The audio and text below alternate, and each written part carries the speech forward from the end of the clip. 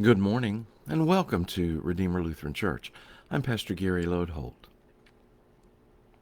There's an old joke asking the question about why it took the Hebrew people 40 years to make the journey from Egypt to the Promised Land.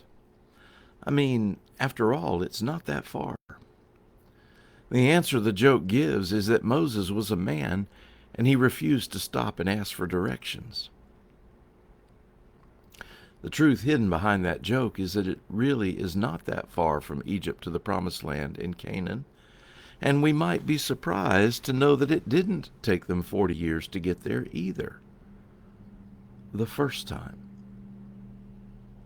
This week we are moving through the events of the Hebrew people wandering in the wilderness after the Exodus when they were freed from slavery in Egypt. One of the things we are attempting to do is to put the stories we've heard in chronological order so that we see how everything fits together.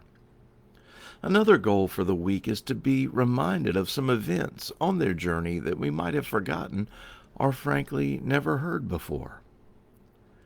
And our third goal for the week is to talk about the significance of what these stories tell us and teach us about ourselves and God. Today may be one of those stories that we might not have heard, or at least we probably haven't really paid attention to it. What happened at Kadesh-Barnea? The story of Kadesh-Barnea relates strongly to that weak joke I started with about asking directions. It would not be surprising if from time to time you had asked yourself that same question about how it could take this group of people 40 years to reach the Promised Land. Well, as I said, it didn't, at least not the first time. All the events we have talked about so far this week happened within the first 2 years of the Hebrew people leaving Egypt. In that time, the manna and quail had begun. They got water from the rock, received the 10 Commandments, and made the golden calf false god to worship. They also built the Ark of the Covenant and designed the tabernacle. Then, about 2 years after leaving Egypt, they reached Kadesh-Barnea, which was the place from which God intended for them to enter the Promised Land. 2 years might even seem like a long time, but remember, there may have been as many as 600,000 people doing this traveling, plus flocks and herds, and a group like that can't move fast. Ask a mother with more than one child trying to get out of the door for school, and you get a sense of the difficulty in moving people along. Also consider their time at the mountain of God, and suddenly 2 years doesn't seem very long at all. Scholars still aren't exactly sure where Kadesh-Barnea was, but the most likely location is near the northern part of the Sinai Peninsula, somewhere near the southern edge of Israel today. At that location, the Hebrew people would be able to look across into the Promised Land as they encamped there on the edge. Now what? Well, what happened was that they sent in spies to check things out. This story is told with the most detail in Numbers 13, and they chose 12 spies, one from each tribe, to go up and assess the land and the people in it.